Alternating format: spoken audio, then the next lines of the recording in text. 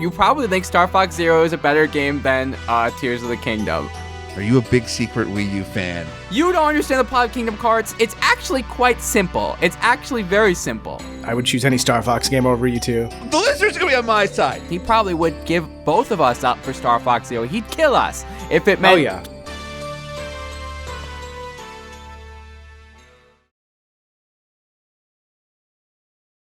Hey, what's up, everybody? Welcome to a video game podcast, a podcast that is dedicated to just talking about video games. We got 3 hosts here. I am myself, Shesez. There's also the man in the beanie, LimeJinjo, and then the man in the glasses, Asterios. We are here to talk about various topics that are pretty evergreen, I would say. Like, you can just pop these in any time in your life, and it should still be relevant, even when you're 94 years old. But don't get that old. Get older than that, actually. But yeah, so what was the first topic that we were deciding that we are going to talk about today? Look, it's pretty simple the way I think about it, which is there's a lot of people that give their opinion on video games or kind of any medium, really. It's like really easy to write a review calling something like the best movie of the year. And it's really easy to write a review about like the worst movie you've ever seen, like the time you walked out of a movie. But it's like, when it comes to video games, we don't spend a lot of time talking about games that are just mid. It's like, there's not a lot of money to be made off of like discussing a game that's just like mid and forgotten. So I thought, in the spirit of myself, as a person who's as a very mid comedian myself, we would do a little segment here called the Mid Off, where we would just kind of discuss some of our favorite games that we have to admit are absolutely mid. All right, who wants to go first?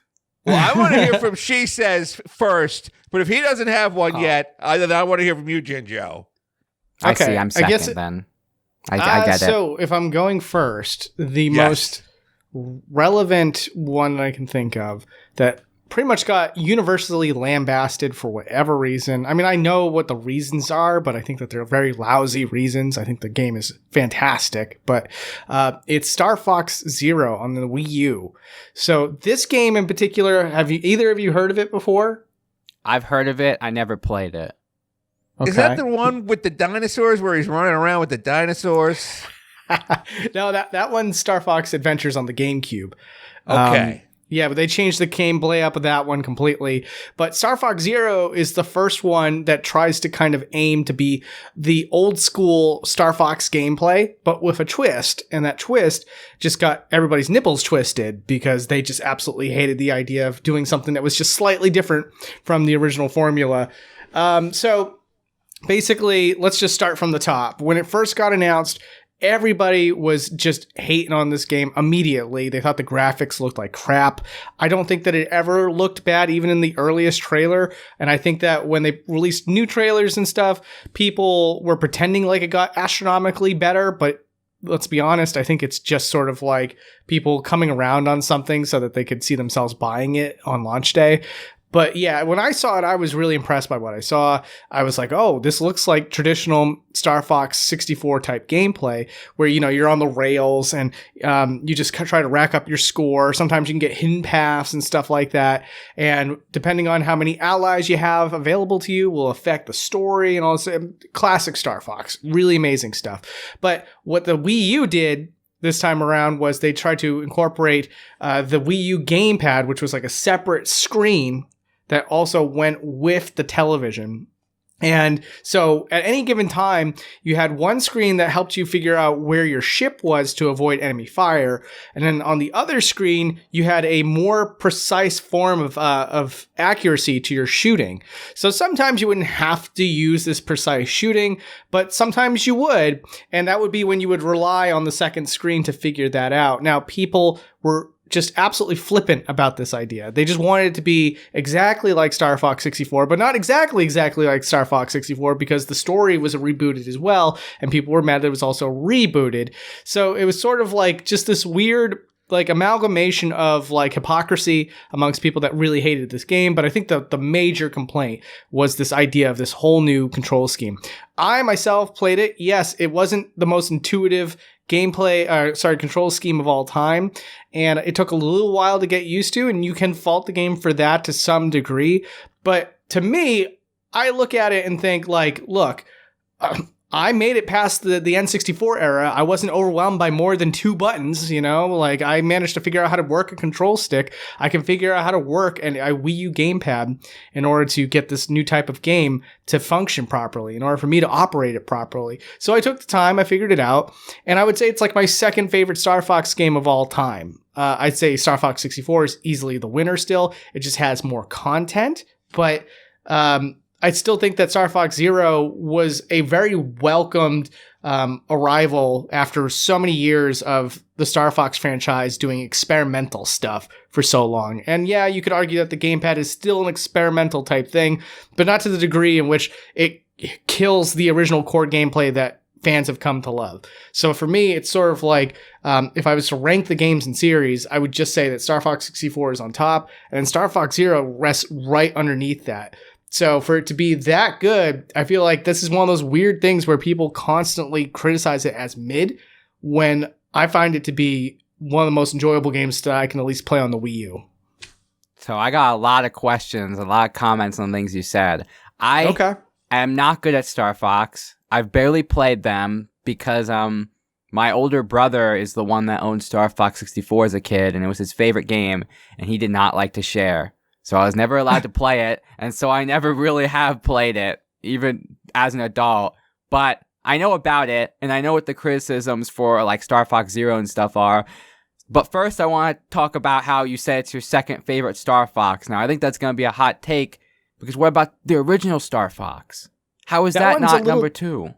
It's a little dated. You got the, 8 frames per second, probably I would say it's probably 8 frames per second or something like that. It's very, very low.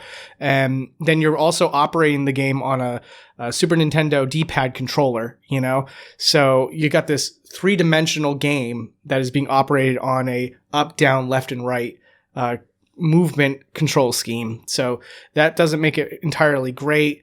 And of course, there's just innovations that have sort of happened over the series, where they use voice dialogue now for all their games. There's no voice dialogue in the original Star Fox. You get the on-rail shooting, and that's pretty cool, but it's definitely the most archaic version of that core gameplay that has gotten only better since then. So I actually rank it probably number 4. I think that I like Star Fox 2, although it suffers from a lot of the same issues that I just described for 1, but I just love the music more, and I love the dynamic of the gameplay and everything in 2 a lot more than even Star Fox 1. So yeah, as someone that has no stake in this argument whatsoever, I've always thought the original Star Fox was very charming with the way it looks with the Super FX chip. And I kind of like that in Star Fox 64, they talk, and that's awesome. But I kind of like how in the original Star Fox, it's like, bah, bah, bah, bah, bah, bah, bah.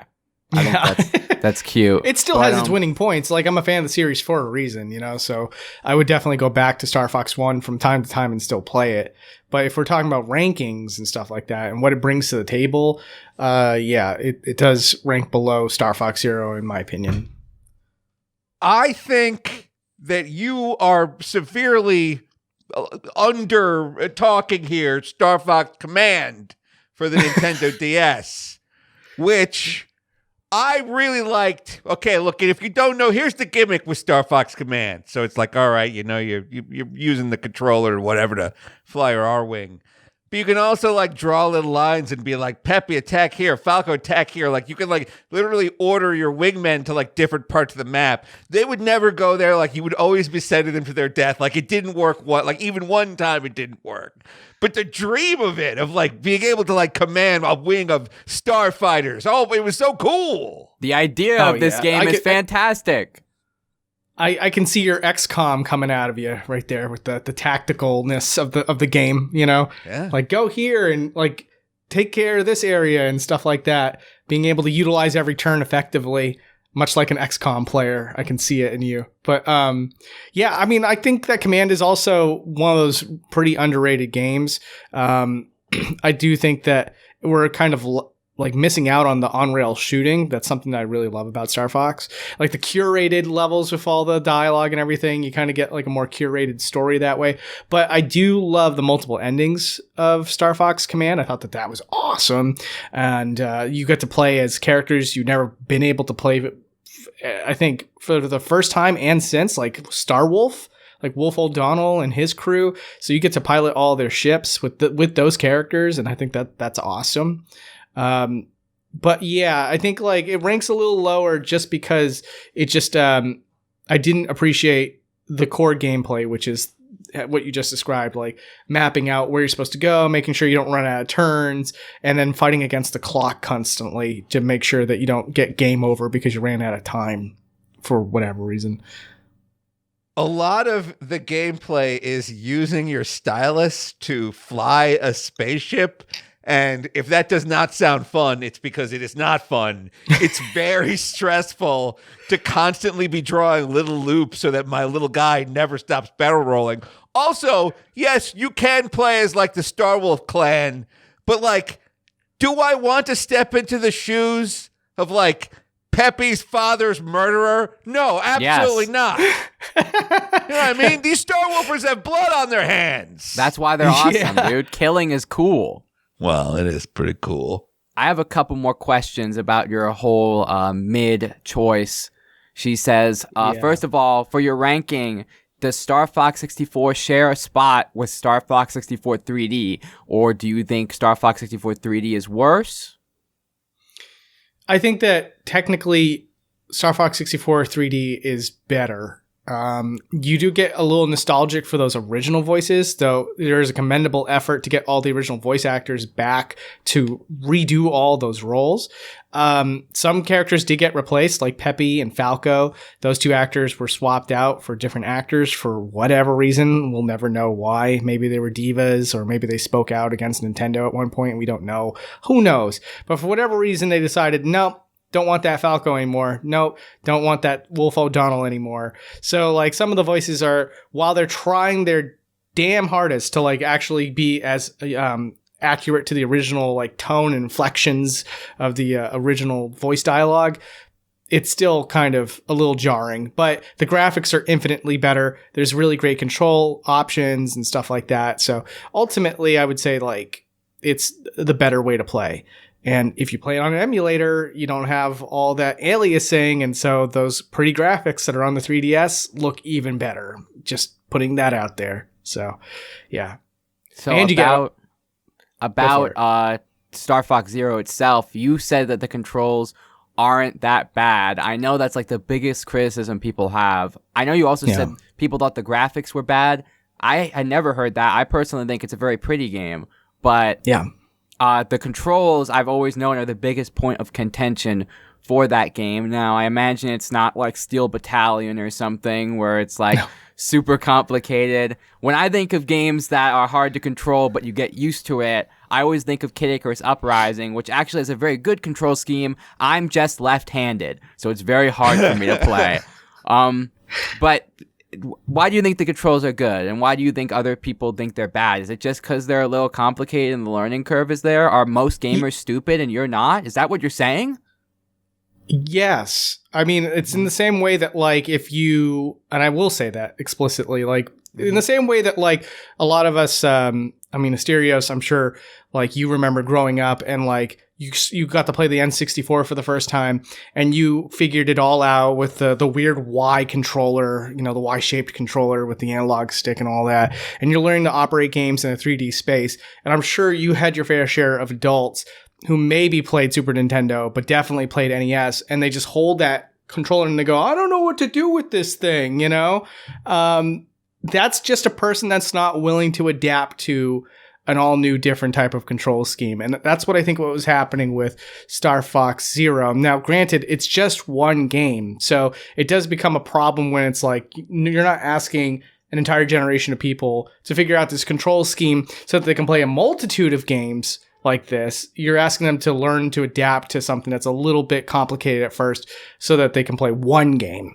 And so I will give credit to them for that, but truly, like, once you figure out the control scheme, once you kind of get, you know, acclimated and you understand, like, there's an like, you just have this intuition to switch the screens and stuff like that at any given time, when you're not like fumbling going like, why am I not shooting? You know, when you're not having to do that, the game suddenly clicks and you suddenly have a level of control to this game that you've never ever seen in any Star Fox game, and certainly many other games just in general. So like it becomes an experience that you won't get anywhere else, and it does become super duper fun to play. So it's sort of like, yeah, the developers knew what they had in mind, and if you take the time to learn it, you get an unforgettable controller experience. But you will always every single person's going to walk away thinking like, man, at the very least, it was a little hard for the first maybe like 30 minutes to an hour figuring out how to operate these controls properly so that it feels like, you know, there isn't something hindering me. So a lot of people fall into that first hour experience and they just get very vitriolic and mean about the whole entire game as a result of that. And that's where I'm sort of like, you're missing out. You're definitely discrediting a game that is beyond mid, in my opinion, just because you didn't take the time to learn the controls. So yeah, that's where I walk away with that. Do you think the game would be made better, or it would lose something if they ported it to the Switch or the Switch 2 or the Switch 3 and they made the control scheme normal, like Star Fox 64 or something? I think that I don't think it would make it better, but like, I think that it would do a lot to make it more accessible. So like if they made that sacrifice, I think that it would still be a fantastic game. There would be certain things you couldn't do, you know, that you could do in the original Star Fox Zero. Like, for example, if something was right below your ship, in Star Fox Zero, you could literally tilt down your controller and you could start aiming and shooting at something directly below you. But if you use the traditional control scheme of something like Star Fox 64, you're kind of like stuck to the box, you know? You're stuck to shooting whatever's like directly in front of your ship or whatever's directly in front of your camera and having the ability to shoot whatever's in that square, you know? So they would have to like do a little bit of retooling so that you wouldn't have to shoot anything directly above you or below you anymore. But I do think that it's worth. Honestly, I think they're just better off like just making another sequel and using that engine, using that graphics and stuff like that, and giving everybody what they want, which is just an all new Star Fox story. Make it the sequel to Star Fox Zero, and then it'll be radically different. Like, can go off in a completely different direction than the past Star Fox games did. Like, make it a Universe B type thing. But it'll be an all new story, so people will be happy about that. And then you make the control scheme the way that, you know, people want to play Star Fox. You know, you'll make everybody happy. I'm not going to be one of those people that will complain that I can't suddenly play it like Star Fox Zero anymore. I'm just saying that learning the controls and, you know, playing it for what it is, I've realized that it's an amazing game, you know? So that's like, so to answer your question, it would be fine by someone like me. I know that there would be some features lost in order to make that happen, but I would romp through Star Fox Zero again with a more traditional control scheme, sure. Jinjo, this guy don't want to let go of the tablet. This guy's simping for the screen. This guy is the biggest Wii U fan maybe ever, other than Scott the Woz. I have never heard someone speak passion because look, this whole segment's like the mid off. It's like the Wii U is the mid. It's the king of mid. Yeah, I mean systems. I mean that was extremely like that wasn't funny at all. That was a very passionate, heartfelt discussion about Star Fox Zero. This guy truly loves Star Fox Zero. Maybe more than anything else in this whole world. He probably would give both of us up for Star Fox Zero. He'd kill us if it meant Star Fox Zero 2. So if you guys were on the Star Fox tier list, you two would be on the bottom. Wow. I would choose any Star Fox game over you. This guy thinks I'm worse than Star Fox Adventure. He refused to even consider a game, like a play scheme that was not, that at least was not heavily tablet involved. This guy. Oh, that's not true. That's not what I said. I definitely said that I would be open to it, for sure. Okay, no. You're being hyperbolic, you did, Asterios. but you really took your time. Like, you didn't want to let go of your original conception of playing with the tablet. Are you are you a big secret Wii U fan? Are there other of these tablet games? I wouldn't say it's a secret that he's a big Wii U fan. I mean, you just saw that. I mean, that's true. Look. I'm going to come to the Wii U's defense as well, because for a very specific reason. I can't recall many games I played on my Wii U, but as a kid, I had a very, very strange living situation. So my dad has to wake up for work at like 5 a.m., but he also snores like a truck.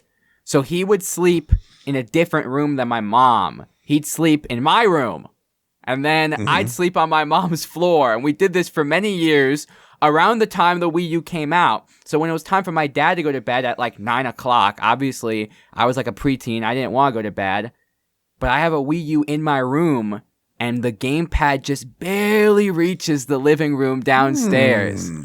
So every night, I just watch YouTube on my Wii U game tablet and sometimes play Nintendo Land. So I have extremely fond memories of just watching a lot of YouTubers that have now been canceled or died or have left the internet in some way, but also playing Nintendo Land. So I have very fond memories of the Wii U. If I may interrupt just real quick, it sounds like you have a lot of fond memories of watching YouTube. Yes, I do. Yes, I love YouTube. It sounds like you had a lot of fun. I'm just saying, you're holding a video game console, and you could be up all night playing video games, and you're like, actually, I'd prefer to watch YouTubes on this. Hey, I had some Nintendo Land sessions. It's an iPad then. And yes, eventually I did get a tablet. I didn't need the Wii U anymore. But for quite some time, I needed that Wii U, and it was there for me for probably like a year or two before I got a tablet on Groupon. But yes, that Wii U served me well. It died a soldier, and for that, it's one of the greatest consoles of all time. Plus, it can emulate GameCube games if you hack it. You can't argue with that. But I don't hack Nintendo consoles. I'm a loyal Nintendo fan. I would never do so. I would never go against Miyamoto's wishes. Did you hear him dip out for a second? What's up? She says, "Did you hear Jinjo like dip out for a second? The audio, like an audio glitch." I heard all of his audio, but his video got really, really like blurry for a second. Well, that's good because I'm recording on my end, so it all looked good on my end. Okay, good. All right, I'm sorry to interrupt. If you want to pick it up from where you were. Okay. Wait. What was the last thing I need to say? Damn it! I forget what we talked. The Wii U is probably the greatest console ever. It died a soldier. It died a soldier. It went out to the war. It was getting headshots on the enemy, and it did that thing where it went behind cover and it took off its helmet, and it had a picture of its family in the helmet, and the picture was me. The picture was me inside the helmet. And then the Wii U, it came behind the cover, it was like, it was blasting, and then it got shot in the head. Nintendo took it out themselves. But it died like a soldier, it died like a hero. Then when the police came to my front door and they're like, Matthew, the Wii U has been taken off the market. I was like, no! And then I remarried and got a tablet a couple months later. So, and that's Did you all get like a gift certificate or something? Did like Nintendo send out like a we're sorry, like here's 30 Only E-bucks? for the 3DS. Only for they if you did bought that? Yes. So they the did 3DS, that for the 3DS, that's right. The 3DS launched and it was like $300 or something crazy like that. I actually did get it at launch. I saved up all my me allowance pennies and I got 3DS at launch. So a couple months later, they were like, "This was a terrible mistake. This thing is selling like super poop. So we have to cut the price." I think it was probably like $50 or something crazy like that. It was a huge price drop. And they were like, "But if you're a loyal Nintendo fan, you can have like 10 Game Boy Advance games and an app on your 3DS called Nintendo 3DS Ambassador Certificate that if you open it, it's just a shiny PNG that says Nintendo 3DS Ambassador Certificate, and that's it."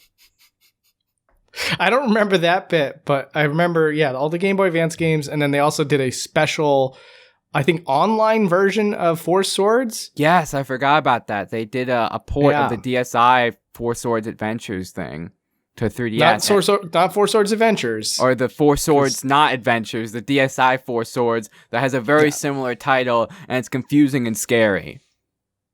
Yes. Yeah. And then there's Triforce Heroes on the same system, and that's a completely different thing. There's only 3 links in that one instead of 4. Yeah. It's Never crazy. played it. That's the one Zelda game I've never even tried. It's mid. I was gonna say I'll wrap up our 3DS Wii. What is it called again? What's the Wii with the iPad? It's called the Wii U. The Wii U. How could you not know that? I'll wrap up our Wii U discussion with this. My opinion on it, which is I forget it happened all the time. And I feel like that is like the hallmark of something that's mid, where it's like it wasn't like a disaster like the Virtual Boy, but like it didn't have some like real winners like the GameCube. It's just this like, it's like the forgotten console of the console wars. She says, do you think about this thing every day? And so like my perspective is like alien to you? As far as what exactly? The Wii U. The fact that the Wii U existed. Like for me, there are things that the Wii U's I love. mid? No, he wants to know if it's like there are things. For example, there are things that I love that I think about every single day of my life. Like every single day, at least once, I think to myself about something Yu Yu Hakusho related. That's why I'm wearing a shirt of it right now. He wants to know if that's you for the Wii U. Do you wake up in the morning and you're having a coffee and you're like, I remember playing the Wii U. Oh, so peak. No, dude, I'm in my 30s. There's definitely way worse things that I chronically think about besides Nintendo products. All right. Okay. It's like, so, I mean, the Wii U is literally just like a distant memory at this point. You have to pull it out of me to remember things about the Wii U. You know, so well, you just went on about Star Fox Zero. You were gushing. It all came up pretty easily. You seem very passionate. Oh yeah. You know, it's stored there. You know, it's like in a nice tight jar, and we put it up on the shelf. But if you ask me to take it down and open it up for you, it's still there. You know, so of course I'll dump the contents out and tell you all about Star Fox Zero on the Wii U. I can do that for you. But but yeah, as far as like video games go and stuff like that, I'm always like looking forward. I mean, I do look backwards in terms of what I haven't played and then try to figure out, like, do I have time to play this or that? Like, right now I'm playing Danganronpa, which was a series that got started in 2011. So, you know, like, I'll go backwards every once in a while, but I'll tell you, there's very little time in my life now to go back to even the Nintendo classics like Ocarina of Time or, I don't know, like Super Mario Galaxy and stuff like that. I just don't have the time for it anymore because everything these days is coming out like every single month, at least twice every like 2 weeks or something. There's something new to play. So there is just a bidding war for which game is going to grab my attention right now, which basically makes me not ever think about those classic consoles. Like the I don't know Wii about U. you guys. The classic console like the Wii U. Exactly. But I'm in a similar situation. I work 10 hours a day at a factory right now, and then I record these. I do other entertainment stuff. I talk to my friends. We always have to play Fortnite every night, so it's very, very hard for me to decide to start replaying Kingdom Hearts 2 because the intro to this game is like 3 hours long. So I'm fighting for my life, just like I know the whole story. It's peak, and I love Roxas, but it's like, okay, can I get to like the real gameplay now, please? Did you deliberately pick that to play now because of Roxas's like final words where he's like, looks like summer is over? No, the reason I started playing is because I was on the toilet pooping, and I thought to myself, man, Kingdom Hearts is so good, except Kingdom Hearts 3. I want to replay one of them. I don't know which one. And then I was going to do 2, but then I think I might do 358 over 2 days, because that one's more pick up and play with the whole mission thing, and you play as Roxas the whole time, and he's the best character. So, IMO. Anyway, I'm glad that when you take a dump, that's when you think about Kingdom Hearts. I do. I even pulled out my phone and I started watching clips from it. Like I watched when Roxas fights Riku and he takes off the blindfold and he's like, I have to unleash it. And then he becomes Ansem and he's like, I accepted it. And he starts choking out Roxas. It's crazy. It's one of the greatest series of all time. Anyway, we should probably go back to the mid-off. We've been talking about the Wii U for quite some time. I have a mid. There's a mid element to the Kingdom Hearts series. No, there's not, except Kingdom Hearts 3 and Recoded. You know that is what? definitely one giant element that is mid. They're not even mid. They're trash. I'm sorry. They're trash. I think, hear me out on this. The gummy ship fighting levels in between worlds. Yeah. It's the most mid form of like Star Foxery. Like, it's on rails as mid as possible. And like, can you like find the perfect number of red gummies to like make it so there's an octo blaster and like you've done this to the ship? Like, can you min-max all this? Yes. Is it worth it? No. It's like, we want to min-max for something that is fun, not something that is mid. What do you guys think of these? I think you lost the plot on what the word mid means, because the gummy ship levels aren't mid. They're downright trash. They're actually terrible, especially in the first game. And like the achievements on the PS4 version ask you, make a gummy ship that's this much level and this many parts and get an S rank on this gummy ship route. Bro. You're serious? That's just a nightmare. It sucks. The gummy ships are actually, that's not mid. That's terrible. That's trash. Okay. Kingdom Hearts 2, I would say, maybe the gummy ship levels in that are mid. But Kingdom Hearts 1, that's garbage. I have no idea what they were thinking with that. I would say it's like the purest definition of mid, where it's functional, it works, but is it fun? No. Is it the highlight of the game? No. And like, so it's a functional sort of side diversion that, like, if it was terrible, it would be something where it's like, this is destroying my experience of this game, you know? And for me, it's just there, you know? It's like a 5 to 8 minute time waster before you get to the next world.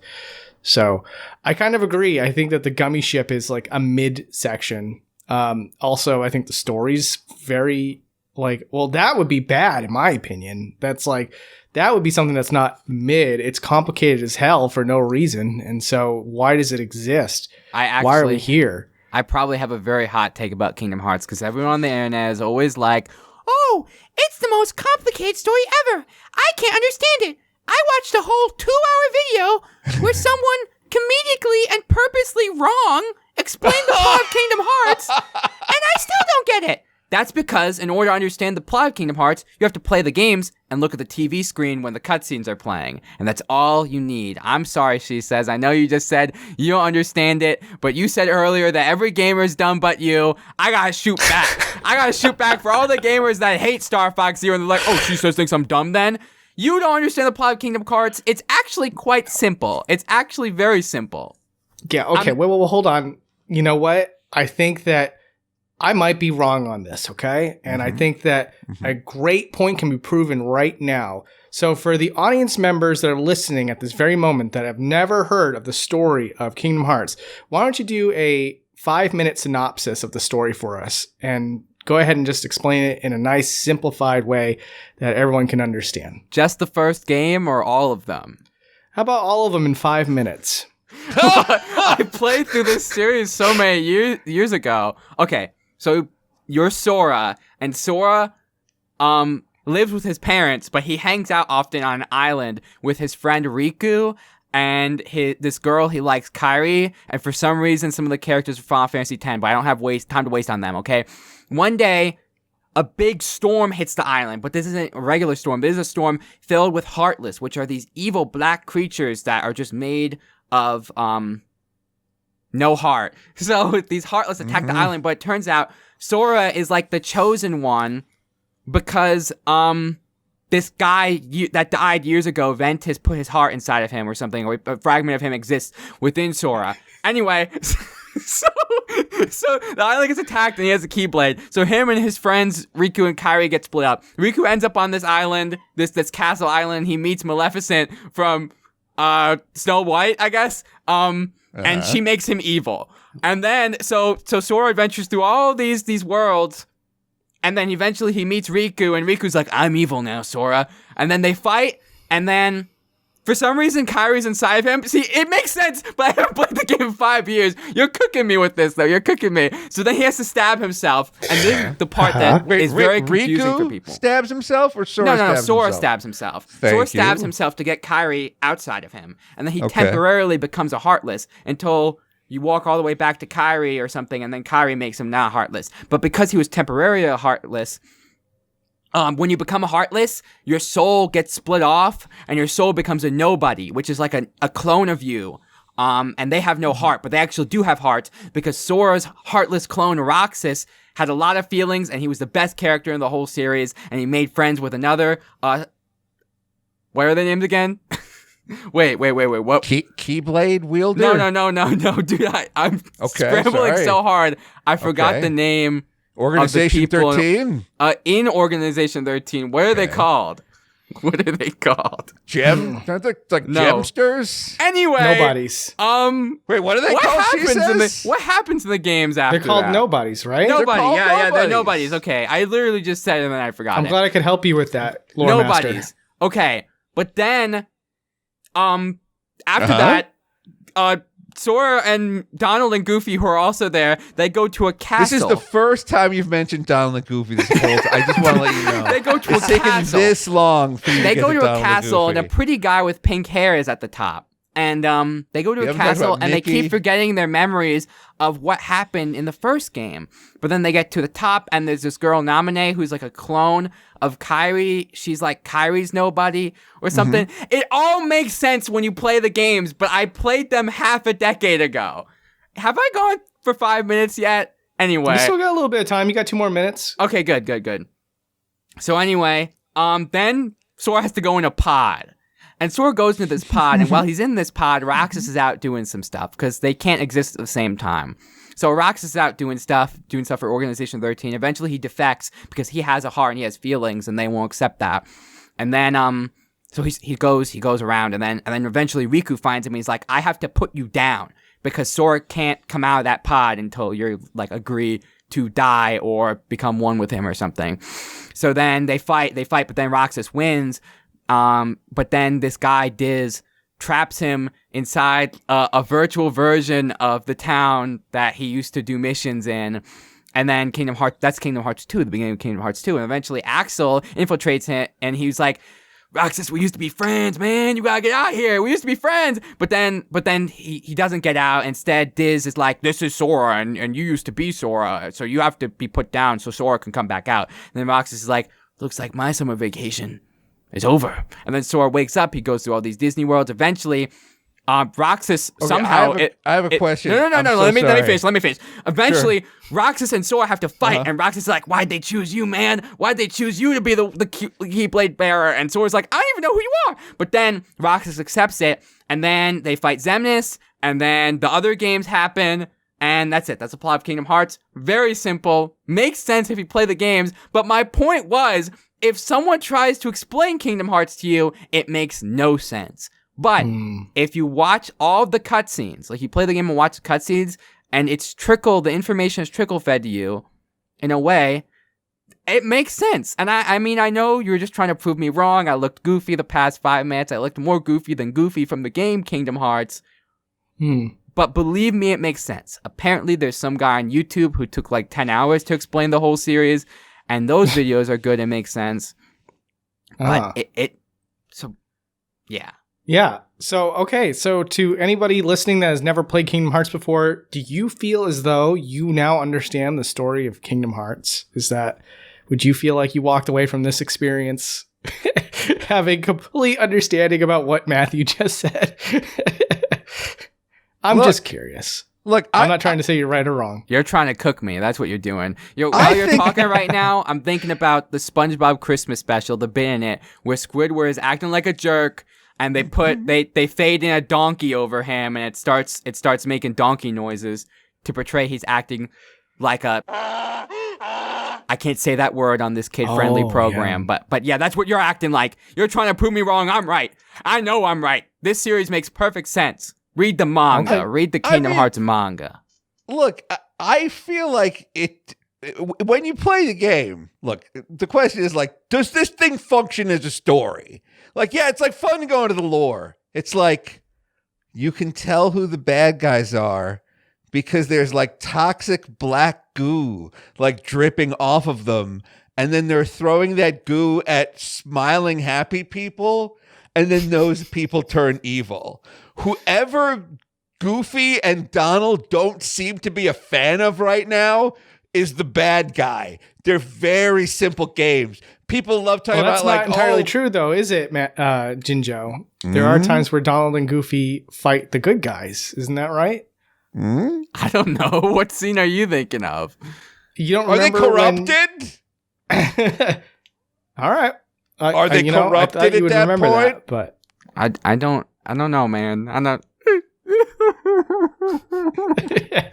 You're making me look foolish. All I'm saying is that it's a fantastic series with amazing gameplay, great visual style, and it's really fun to visit all the different Disney World attraction levels and stuff like that, and see the Final Fantasy cameos and all that fun stuff.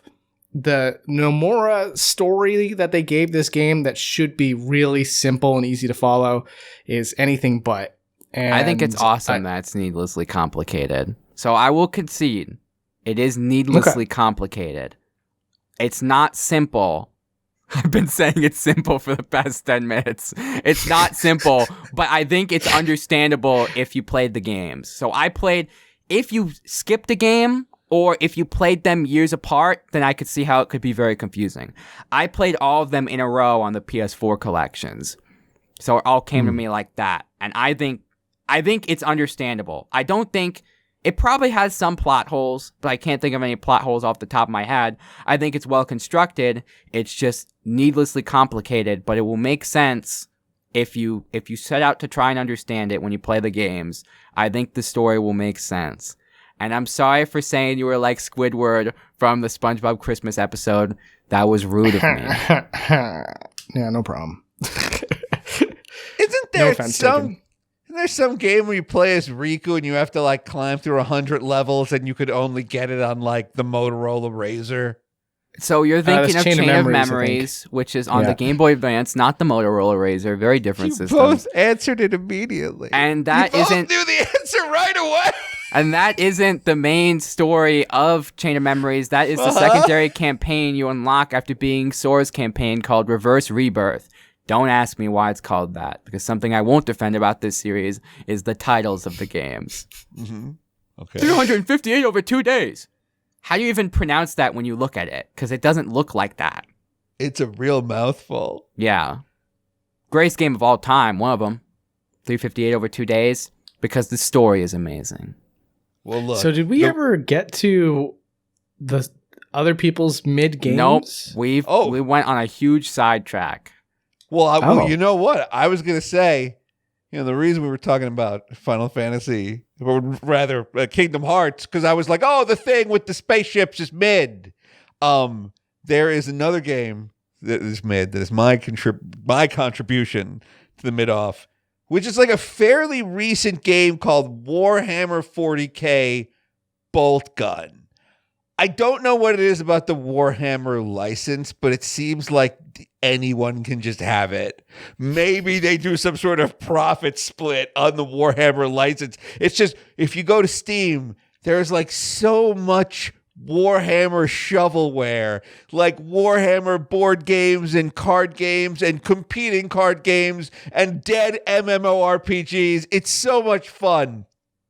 And they released a game about a year or two ago called Boltgun, which is very intentionally like a Warhammer stylized throwback to Doom or to Castle Wolfenstein. Like, enemies are drawn with like 3 different like pixelized states. Like, their arms will be up a little bit for walking, and then they'll like aim your gun at you, and like so like the characters are like kind of like switching between these like very flat graphics. Like, bullets are just like polygons coming right at you, kind of like Star Fox bullets.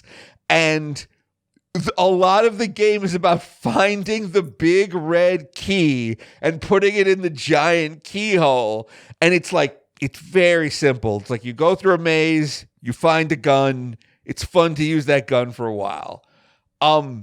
As like a piece of nostalgia art, the game is incredible. Like, it has all of these like functions on them, like settings called the retro settings, where it's like, how much bloom do you want? Like, how many bits is the processor you're running this on? Like, how polygonal? Like how old and janky should do we want this thing to look? But the thing is, it's like after a while you're kind of like, yeah, it would be cool if someone like made a Wolfenstein game again, and they did, and it's kind of mid. It's fine. It's like fine. You run around, you're shooting enemy chaos space marines, and you're shooting orcs and floating heads that shoot green orbs, and it's fine. And you get a new gun, and it shoots more bullets, and it's fine. And the way that I am playing it right now is on an exercise bike, where it's like, I need a dumb mid game that will not that doesn't involve menu management or casting spells or anything turn-based. I need to run around and shoot guys. And so when it comes to that, Warhammer 40K Boltgun cannot be beat. And that's my entry. I thought that you were saying that the exercise bike was your controller. Like you were operating the game on your exercise bike. No, but I would do that with Pilot Wings. There's got to be a way I can figure this thing out with Pilot Wings. That'd be fun. So I've never actually gotten into the Warhammer series. Can you kind of give me a brief history of that series for someone that doesn't know? I definitely could, but I want to make sure. Jinjo, how well do you think you can synopsize or summarize Warhammer 40K? I don't know anything about Warhammer 40K except I guess it's a board game and people buy these really expensive figures and then paint them themselves. Now, Warhammer 40K seems like something needlessly complicated. Not like the incredible, simple, easy to understand story that is Kingdom Hearts. So I don't think I could possibly summarize that in 5 minutes. I think that's your job. And they probably heard enough of me talking when I was talking about Kingdom Hearts for 5 minutes very fast. So your turn, go. But look, again, it's like with Kingdom Hearts. Whoever Mickey Mouse is after, or whoever's after Mickey Mouse, they're bad. The impossibly attractive-looking blonde man with spiky hair named Sora who lives on a beach might be the good guy. All right, but look, back to Warhammer. What? Nothing. Oh, I probably got that wrong. But what was I going to say? Look, Warhammer itself is maybe the most mid IP. It takes place in the year 40,000 BC. There are a bunch of interstellar races and factions, and they're all at war. There's war dark blood elves that ride around little hover ships and have light swords, and there's war orcs. And then there's space marines, and there's evil, a lot of Warhammer 40K is about stamping out and finding and purging heretics who worship the false emperor. And so it's Warhammer 40K is this weird universe where everyone is an asshole trying to kill everyone else. There's no one to root for. There's no hope. There's no fun characters. It's just a meat grinder, which I think probably makes it pretty easy for kids to kind of get into. It's very simple. Okay. So it's sort of like Warcraft, but married to StarCraft almost. You said there's humans versus orcs and blood elves and all that other stuff, but it's in space? Is that right? It is because there's also a game that's just called Warhammer, which is little miniatures fighting, but they're just elves and orcs and gnomes and dwarves and stuff. Warcraft and Warhammer are actually very similar, but StarCraft, I guess StarCraft and Warhammer 40K are both kind of similar because they're both hopeless universes where hordes of aliens strip entire systems of life. Oh, okay. It sounds fun. So where do you get the narrative? Because I know that they're just it's sort of a tabletop, build your own army versus army against another player kind of deal. Where do you get stories for Warhammer? There are pre-made narrative hooks sort of similarly to Dungeons and Dragons, where it's like, yeah, look, we can all sit around a table and pretend to be like a knight and a witch and whatever, and I don't know, we got to go find a leprechaun. Or like you could buy these books, and it's like, well, you're in a chapter of the Space Marines that's called like the Ultramarines, and like your ancestors date back to this. You prefer to fight with this kind of gun, and so like the space elves and like the space orcs, like in the talking space trees and like the evil space fungus, like they've all got like lore books and novels, like novelizations that have been written about them. A lot of the lore has been expanded out into board games that you can buy. Like you can buy an entire board game that plays through like this one climactic battle between these two chapters of the Space Marines. But again, it's just like a bunch of Tonka trucks in space. It's just like bashing together, like playing Warhammer or Warhammer 40K is like an excuse to paint a bunch of miniatures and then play the most complicated game of chess you've ever played over a Saturday night, where you're constantly pulling out little rulers and you're rolling big dice and you're putting down blast discs. And it's like, well, I think your foot is within the blast disc, so you do suffer the effects of plasma. And it's just like, yeah, you know, we used to do this, and then we figured these things out called video games that did all of this hard work for us, and now we just kind of play video games. Well, I'll tell you this. I'm looking at the trailer right now for Boltgun, and it looks fantastic. People are calling this mid right now? I personally, it is fun to play for an hour, and then you're kind of like, this is such a faithful recreation of these old 90s games that it's Boomer also shooter. boring like that. Yeah, I mean, I was going to say, I love like Quake and stuff, but I can only sit down and play it for about an hour before I'm like, okay, this is the same thing. I'm going to go do something else, and then I'll come back tomorrow and I'll be ready to play another hour of Quake. But I love Quake. So yeah.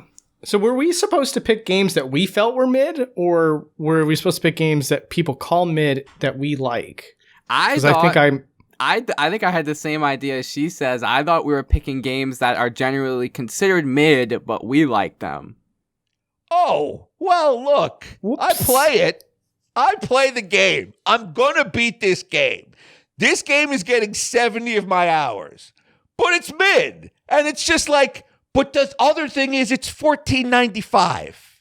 So it's like, does that take some of the sting off it? You know what I mean? It's like if it were a $60 game, I would get it. It's $14.95 though. But is it possible to have a game that costs $20 that doesn't inherently just seem mid? Like, are you pricing yourself in at the mid level? I don't know. Jinjo, take any of that where you will. I don't know where to take it.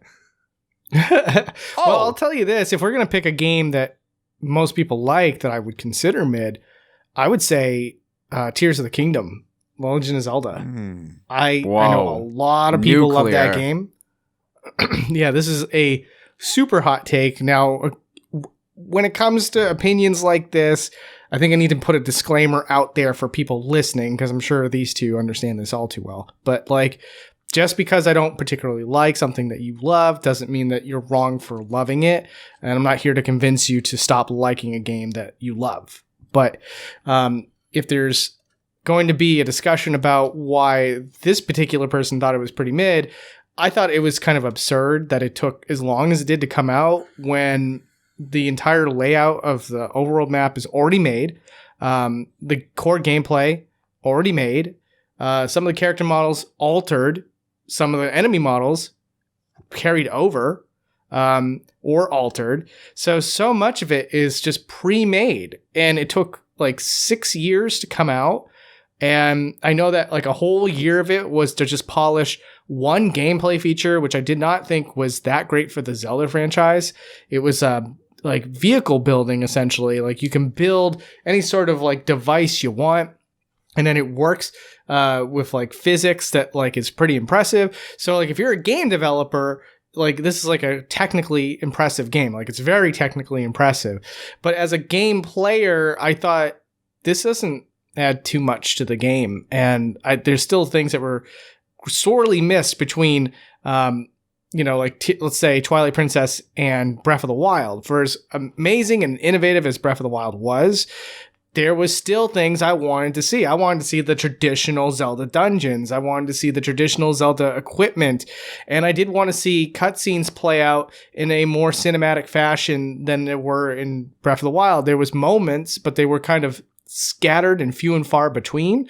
And so while I loved what Breath of the Wild was doing, I felt like if you're going to build off of that, especially if you're going to reuse assets and stuff like that, I want to see some of these more complicated elements like a full-on dungeon come back in full glory.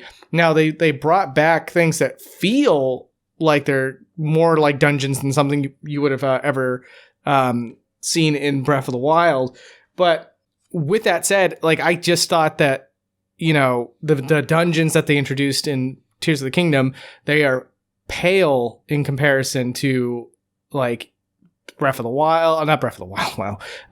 Princess, Ocarina of Time, any of those traditional 3D Zelda games. They were just weak by comparison. And on top of all of that, the last thing I'll just say about Tears of the Kingdom is that they allow you to solve a myriad of puzzles in so many different ways because there is so much freedom in what you can do in the game. So a lot of times there'll be like a intended solution to a puzzle, but you can outsmart the puzzle and just beat it in your own way. Now, for Breath of the Wild, that was pretty fun at times when you could, like, for example, you had to like roll a ball through like a little maze, but if you flipped the whole entire maze upside down, you could just have a flat surface to roll the ball to the goal.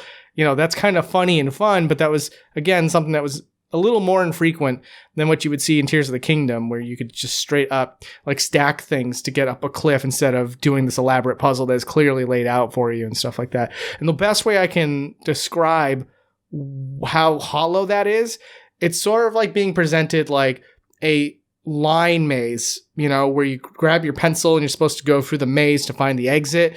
And sure, I mean, like, you could go through the entire maze, but what's to stop you from grabbing your pencil and then drawing a line outside of the maze to the exit on the other side? Nothing, right? But you lose the satisfaction of actually completing the maze.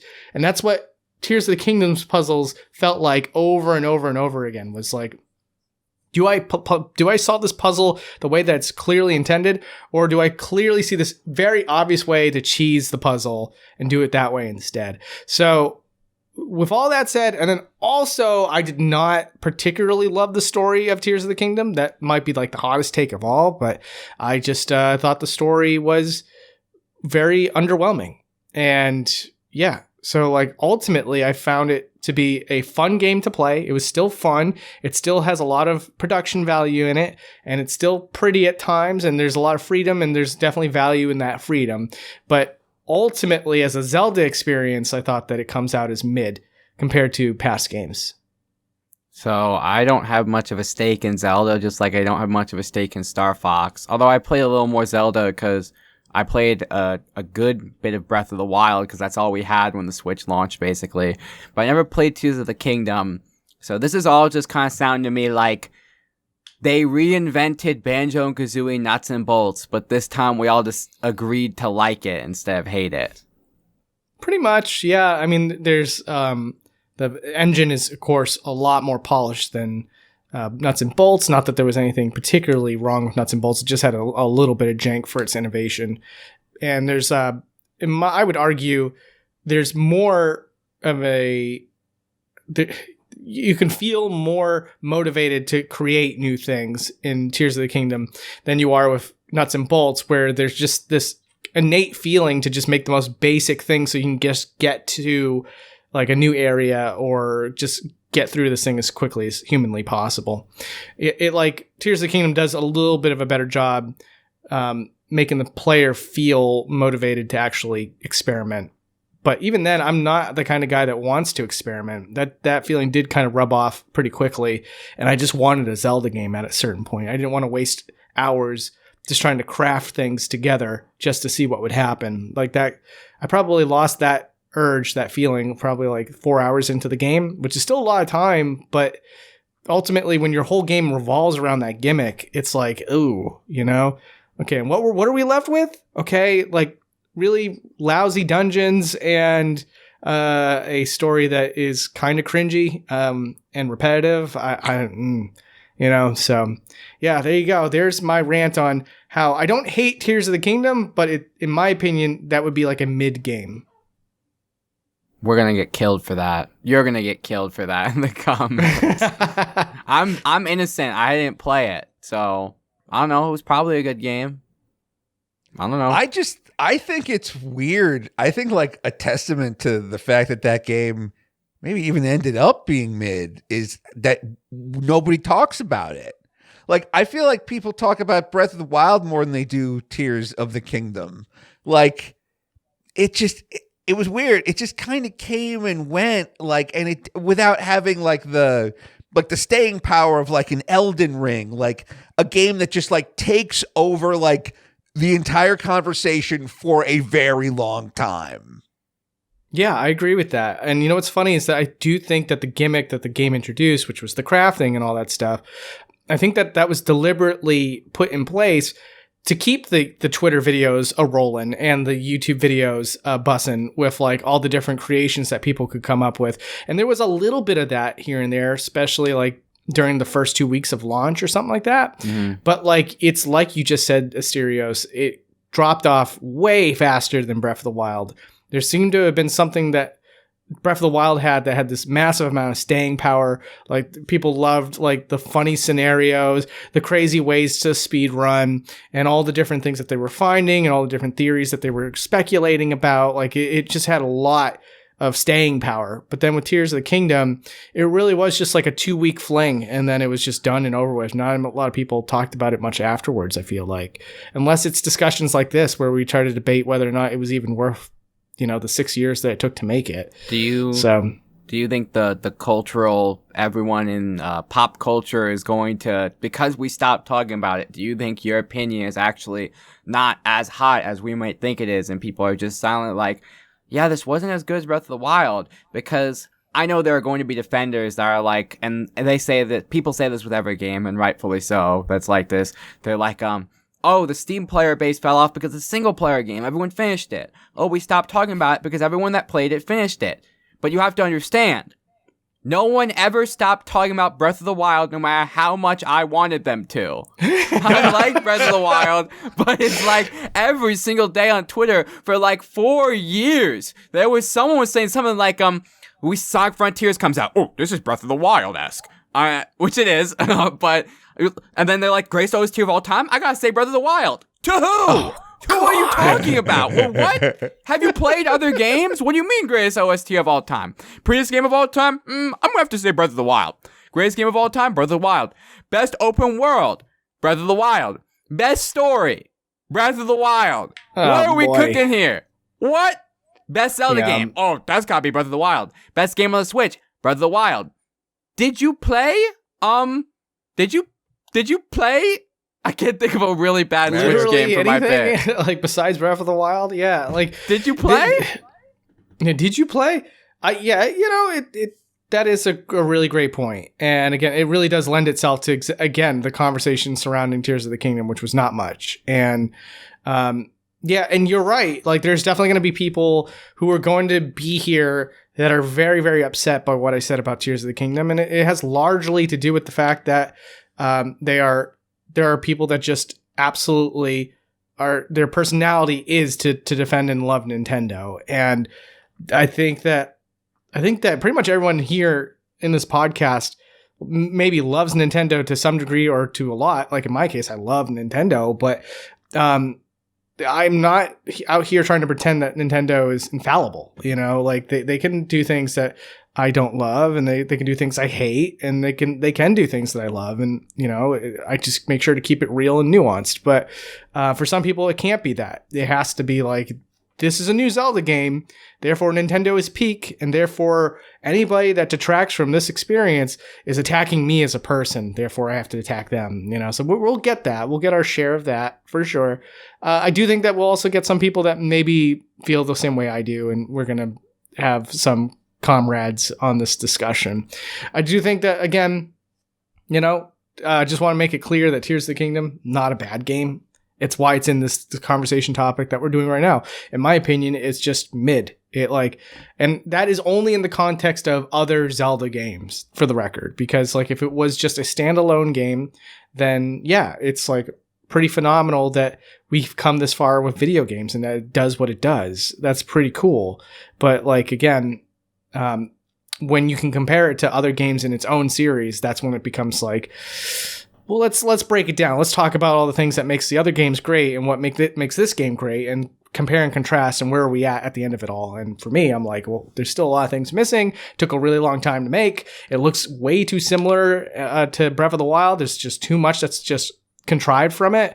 And, I don't think that the thing that they spent so much time trying to make work was ultimately worth it in the end. Like they got it to work, and it is something that, is really difficult to see in video games, but I just don't think it added a lot to the world of The Legend of Zelda. Interesting. So, well, I think Jinjo. Yeah, I'm gonna do my mid off in 1 second. I want to say you're gonna get cooked in the comments, obviously, for loving Star Fox Zero. You probably think Star Fox Zero is a better game than Tears of the Kingdom. You can nod your head, yes or no. It's okay. You're already going to get cooked. But I'm going to get cooked too, because I said everyone that doesn't understand the complicated plot of Kingdom Hearts is stupid, and I'm going to get cooked even more from my mid-off. People are going to say I have trash taste. People are going to say I'm an idiot. They're going to say that I need to be put in witness protection for the things I've said and done.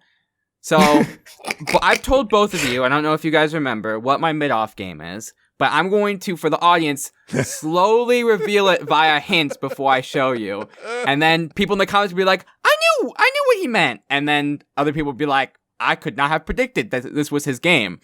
Dude, so, first off, I'll say... so hard. I just want to say real quick that I will laugh my butt off if there's like over 400 comments of people being like, Asterios didn't like Boltgun? What is this crap? Oh, yeah. It's the only one that's innocent right now. They'll find a way to go after him. Asterios has a Rent-A-Girlfriend volume in the background on his set. That's a mid-series. We gotta cook him. Anyway, so for my mid-off game, I'll say first of all, this might not even be a game that's generally considered mid. This might be a game that's generally considered trash.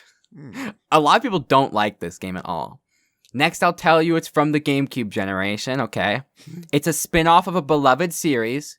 Now we're getting to more specific. Mm-hmm. This game, for some reason, I mean a very clear reason, has been the subject of many a joke and jab from video game YouTubers, specifically saying it's too edgy, the writing is corny, it makes no sense within the series it exists in. And I'll tell you this, it's the only game in its series that has a gunplay in it, gun system. I know exactly which game you're talking about. And now I think everyone knows exactly what I'm talking about. It's one of my favorite games of all time. It's one of my favorite games in its series. That's right. Shadow the Hedgehog. Yeah, baby. This game rocks. It rocks in every way. And I'm a little scared because I feel like I have a lot to say about it. But at the same time, when I love something so much, I can't think of everything in my brain that I love about that I want to say. So, because I'm sure, Shesez, I know you've played this game and you didn't like it. Asterios, you probably haven't played this game, but you're free to lambast me for it. So I think what I'm going to have to do is I'm going to talk and say what I love about this game so much. I'm going to gush about it for a second.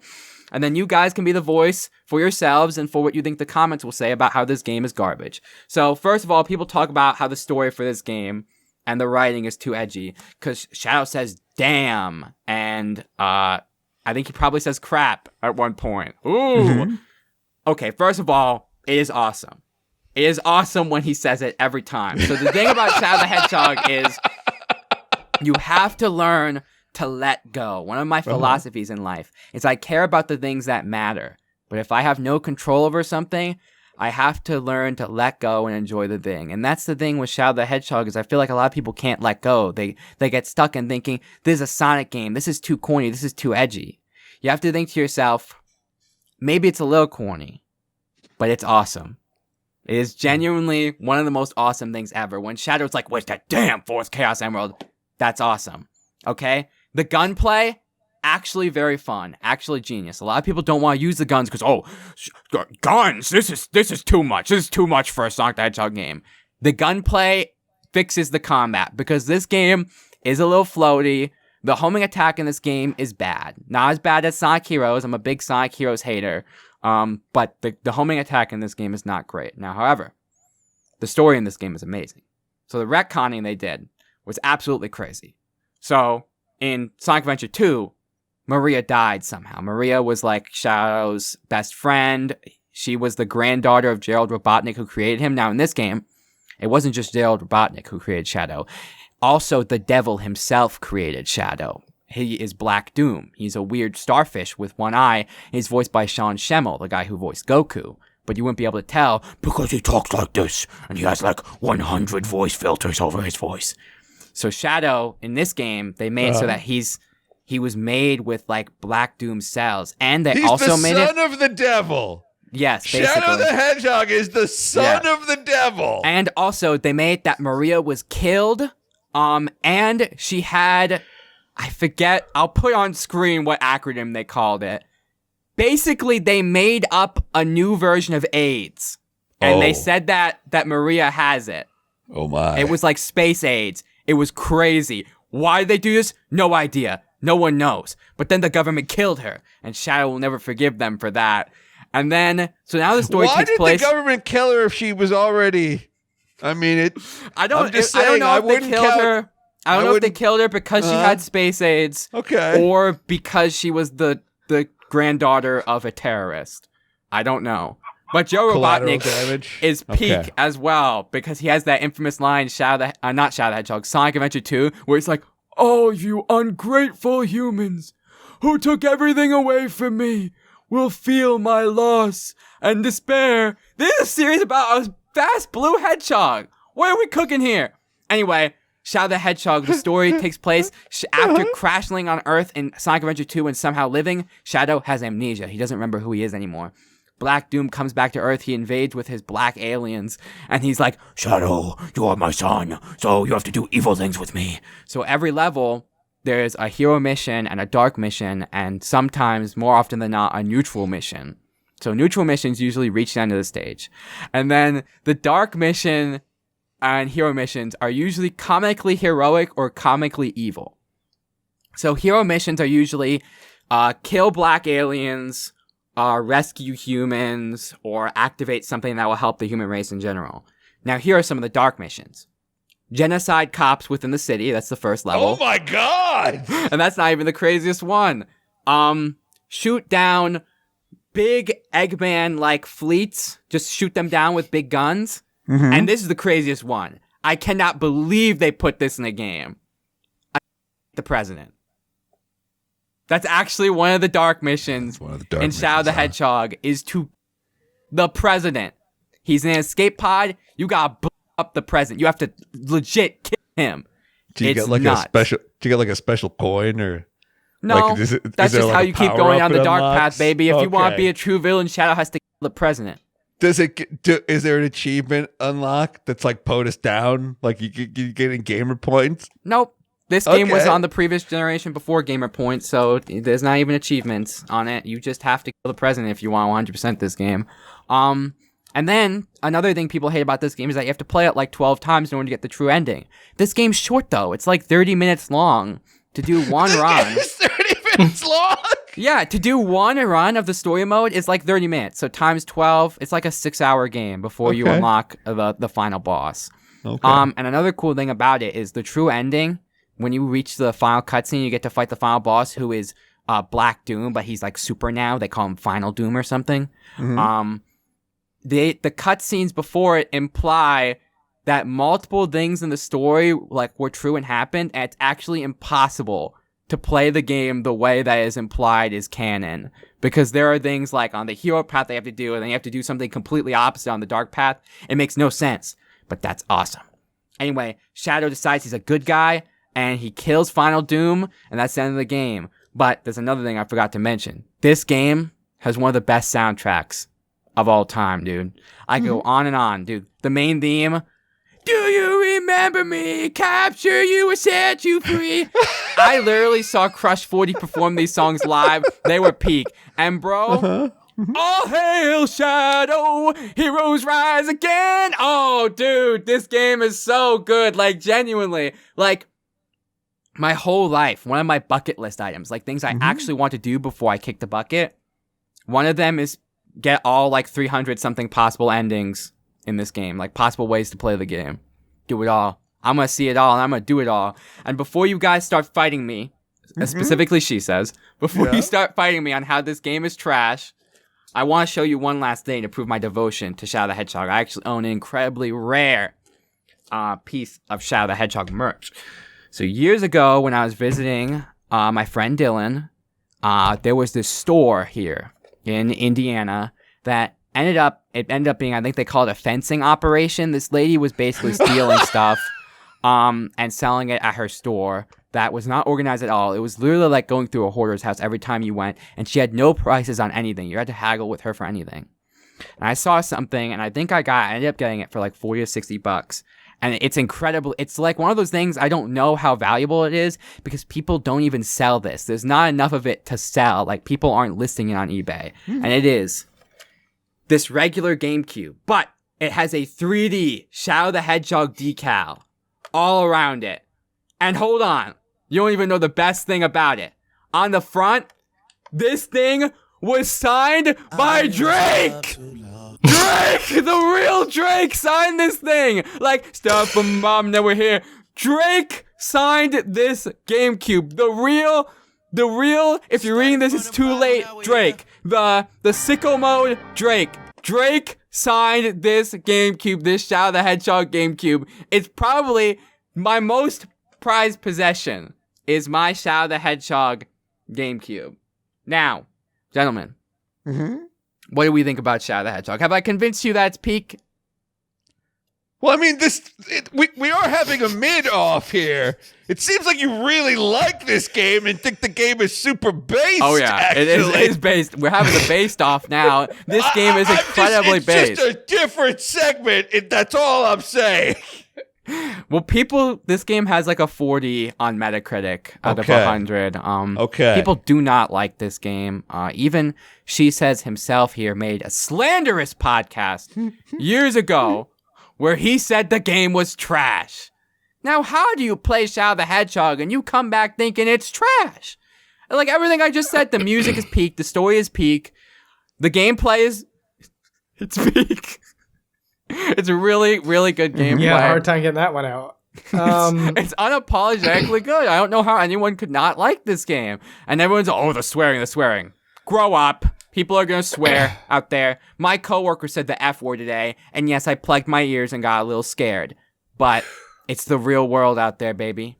Outside of this podcast, people are going to swear. People are going to kill. There will be attempts on the president's life. That's a fact that Shadow the Hedgehog teaches you. So that's all. I think I'm done now. I think I'm ready to hear what you guys have to say. I think that, the game is certainly mid, but it is one of those games that you can absolutely find yourself overwhelmingly attached to. Like, I could see you genuinely believing all the things you just said. One of the things I love about it, instead of going off and saying that I hate it so much, I will say one of my favorite things was literally scrolling for the menu. Every time you scroll for the menu, you hear a gunshot every single time. It's awesome. It's so awesome. So you're literally just going to like you're going to adjust the brightness on your game. It's just like, so every single sound. Press start. Boo. Go to the options. Boo.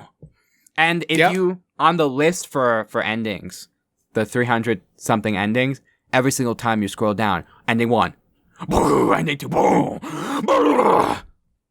It's awesome. Right.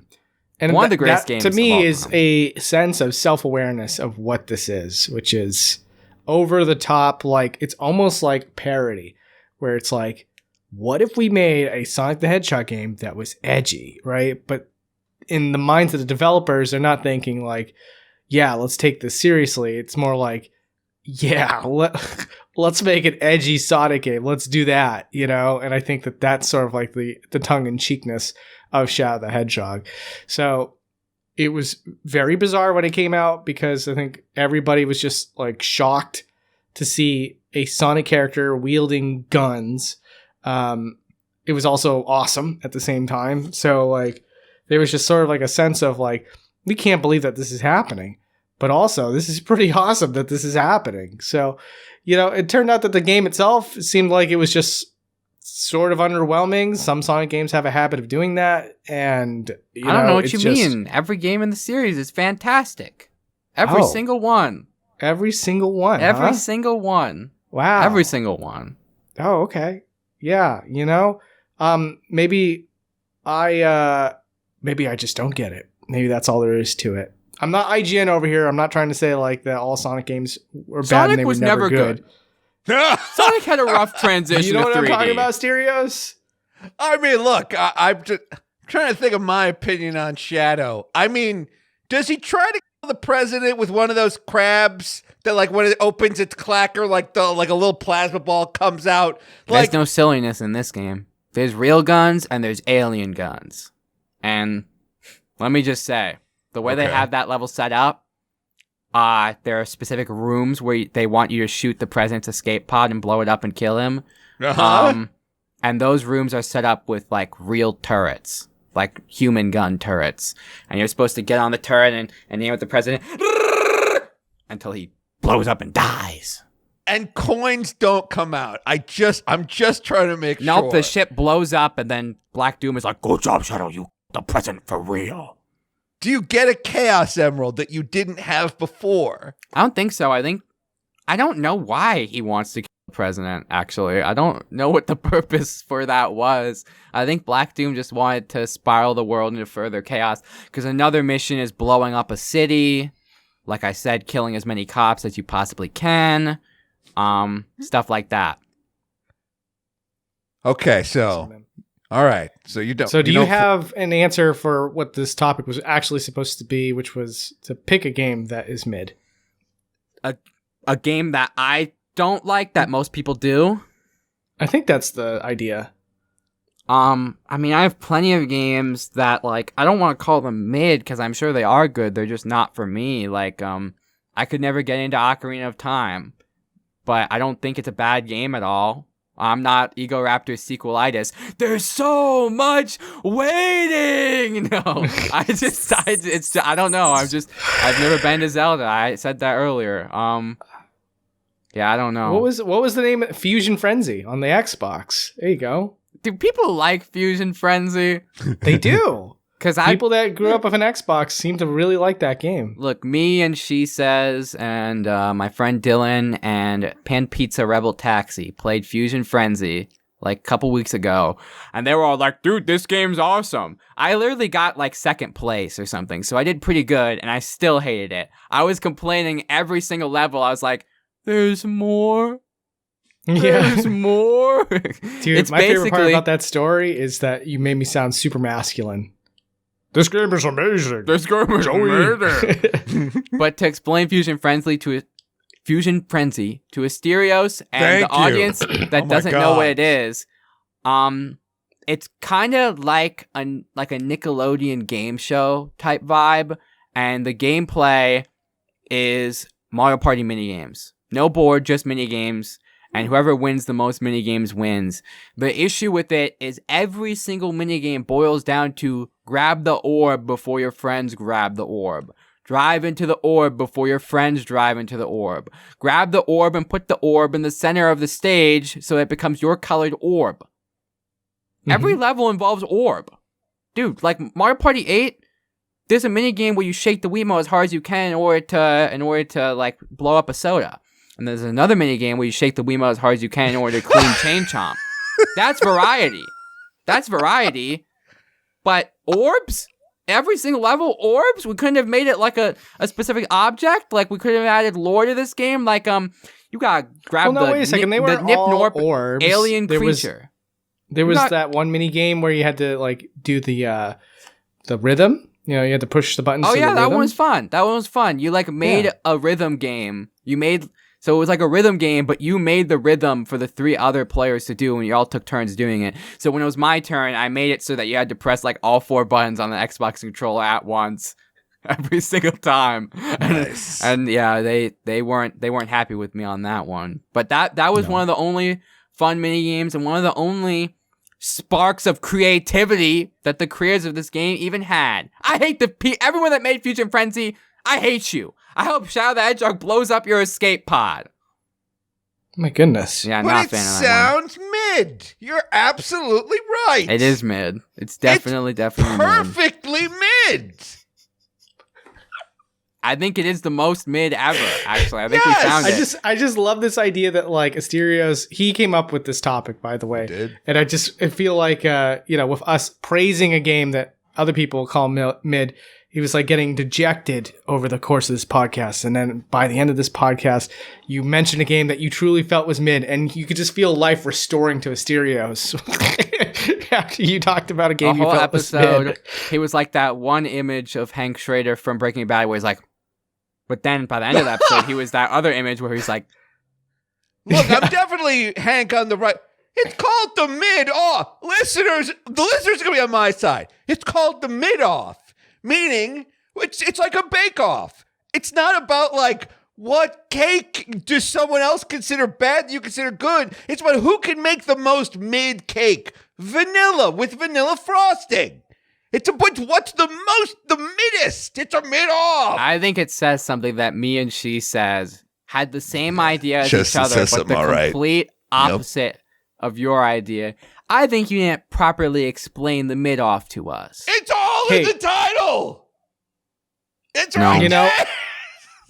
Well, hey, it was silver lining, fellas. Okay, silver lining. We ended up getting 2 topics for the price of 1. That's true. And we got a great discussion out of both. So I thought that was a lot of fun. Yes, exactly. Dude, look, it's like you got a lot of value with this podcast. Okay, so I think that'll about wrap it up for the mid-off. She says, why don't you take us home? Well, I think this is it. This is the end of the podcast. Am I right? Yeah, I mean, we all get agreement on that? We're like almost out of time. Okay. Yeah, we've almost been going. We've been going for over an hour and a half. So yeah, I think hell yeah. That was a lot to talk about. Now, audience members, keep in mind that we're not usually this rage-inducing with our opinions on this podcast. So please give us another chance in the future. If you appreciate our honesty and our integrity, well, then we appreciate you. We also appreciate if you're going to come back either way. Thank you so much for listening or watching this podcast with us today. I've been Shesez. We got Asterios in the glasses, and we got LimeJinjo in the beanie. We appreciate you listening tonight, and hope to hear you again soon. Okay? Well, thank you so much, and take care. Say bye, guys. Bye. Backpack Hero is mid. Study